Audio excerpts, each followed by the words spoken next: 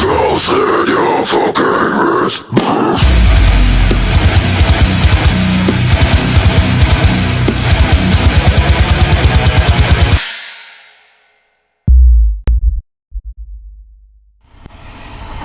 We're recording. Hi, we're outside. My name's Andrew. I've been getting a lot of questions about how to achieve a bass drop during a live performance of like a metal band. If you don't know what a bass drop is, it's like a big, giant low bass impact right before a breakdown or a good impact point of a metal song. And I'm going to try to show you the best way I can, the cheapest ways I can to achieve that live if you're in a band. So I'm going to try to help you out here. Hold on one second. Alright, there's a couple different things you can do. I'm just going to guide you through the cheapest one to the most expensive, and the easiest one I'm going to do first, but it's not as, I'm not going to say that you're going to get the best results out of this. We're going to look at the hybrid electric drum kit you see right here. It's from Simmons. You can get it for about $200 at most places. Like a Musician's Friend, Guitar Center, a lot of people are selling them used now.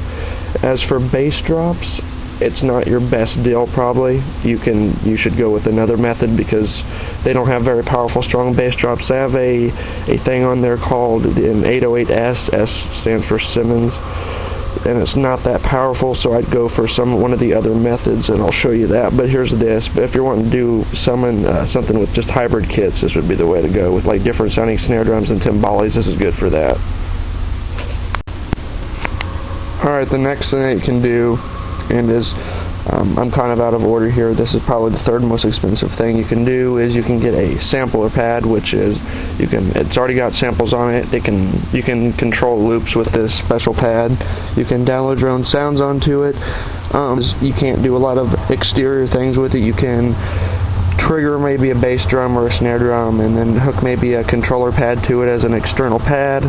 Other than that, that's all you can really do with that. But the good thing, and this is my favorite, and I went ahead and bought one of these due to the fact that my Simmons wasn't really carrying out my deal that I wanted. But you can download any sounds on this, and there's different parameters that you can adjust, and it's great because you got so many options with this particular thing. It's crazy, and this is my particular favorite. And that the sampler usually runs almost about $450, $500, but it's completely worth it. Alright, next we're going to go on to hybrid control pads. The downside to these is most of the time, if you want to get a good result, get up to a computer, which the control pad controls all the MIDI sounds coming off of the computer, which is a little hard to mess with. They do have sounds built in, but it's just kind of a pain in the ass, and I wouldn't really want to mess with that. You can do a lot of cool stuff with it, though. You can hook external pads, hook up pedals.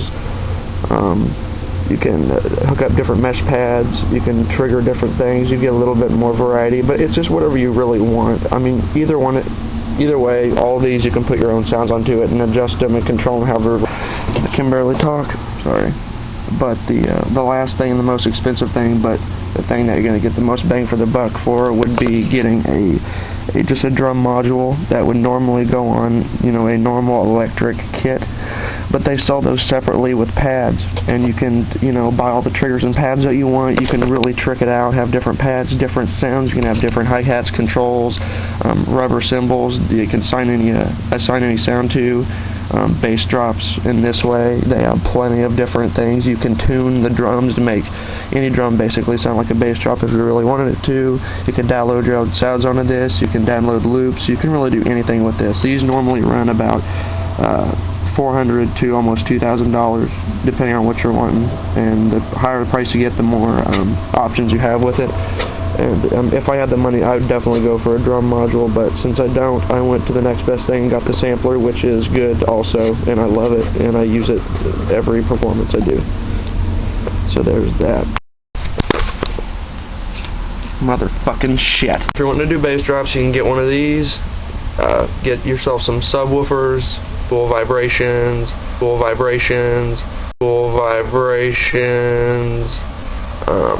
They got different timbales, all sorts of different instruments that can add to the song, and you can play loops and intros to songs. It's fucking shit. It's just kind of funny whenever you're playing and you're sound checking.